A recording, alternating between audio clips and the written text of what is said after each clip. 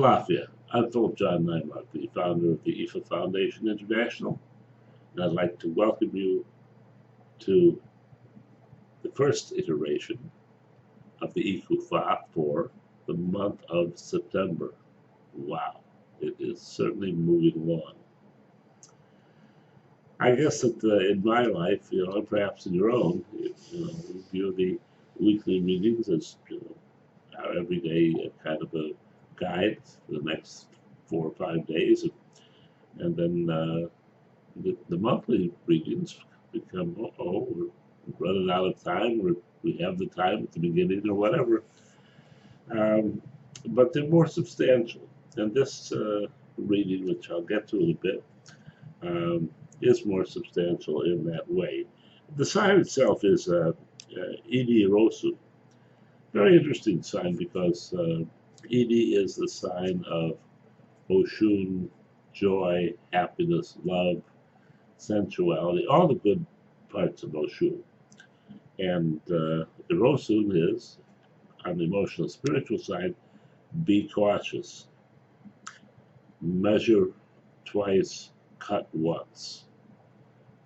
In other words, make sure of all the circumstances, of all the nuances, of all the pieces and parts of what it is you're doing.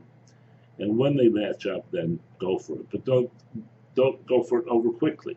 All right. So and the energy comes in ray. I don't spend much time on what you need to do for it, because it isn't that kind of reading. But basically, it's comforting to know that the reading is strongly arrayed. So, but it's a complex reading in and of this point of view. A few days ago, I suggested to you that the Evo for the week in the weekly Infoscope that I was doing was to replenish Orunmila for the year. It's something that comes up perhaps once a week, or once a year, or twice a year, or sometimes not at all in the course of what we're doing. But when it comes up, it's because we have depleted Orunmila's energy on our particular issues. And he, like any other Orisha, needs time to regenerate. And that's what we were doing. And so when you give the 16 sacred, devotes to Orunmila, if all of the, if the Kolanat, if the, all of the things which we provide for you, including, by the way, which I think I forgot, is when you mix it into the Omiero, you mix it with a little bit of rum or gin in the water, a little Irosun powder in the water, and you let that sit in there and take place. So after it is, I call it hatched, after it is, met its full frequency, then you can take it to Arula. But here,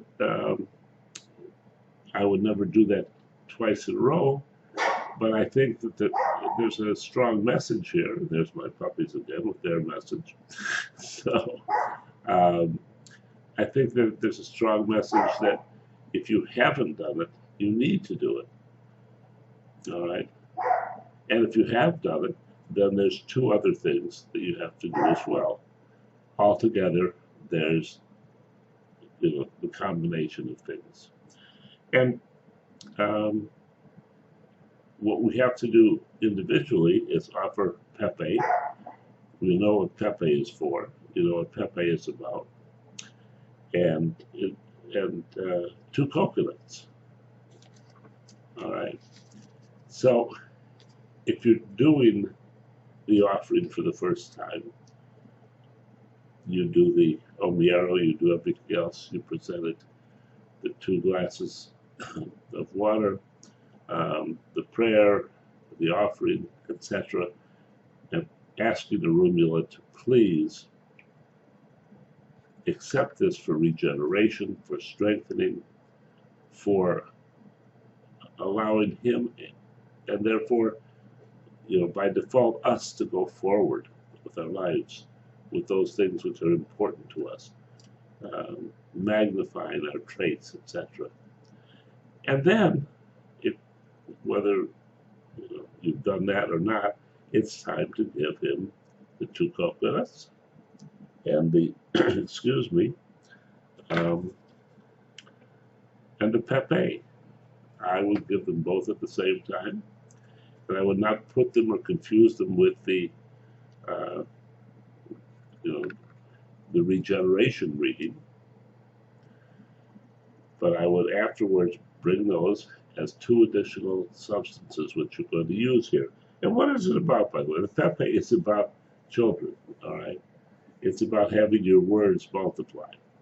If you ever open up the pepe, a real, important pepe, you'll see it's like, 500 or 1,000 of these little teeny peppers encased in it. And they're symbolic of a whole number of things. But one of those things, of course, is children.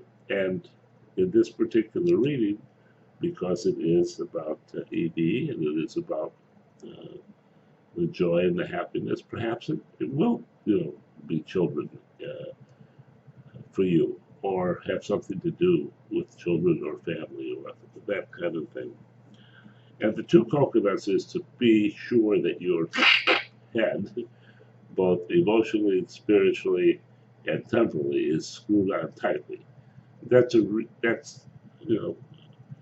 reiteration of the reading itself, the Erosu. Okay? Remember, the reading itself is Idi Erosu is saying to you, on the emotional, spiritual side, you need to be quite, positive. So, you do those things, pray to Orunmila, put your altar, up, let it stay for 2 to 3 or 4 days, and then you can go forward. It's an interesting thing, working with Orunmila. I don't know, it's been, 45 years now. I guess I better slip into that instead of saying, we've been doing this for almost 40 years. I guess I've been doing it for almost 45 years now. But as the years go by and I do this, I find that our ancestors and Orunmila, these 2 components are the basic components of what drives our initiative and our ability to navigate our way through the Orisha abodes, through the Orisha understanding, through the Orisha messages, etc. And I don't want to ever, have you lose track of that. And I think that this is one of those times where it, is so strong, it is so clear cut that it is, a harbinger. It is a road sign for, the map for, hey, keep an eye on this. Keep an eye. You're tiring me out. I'm having to do a little bit too much work.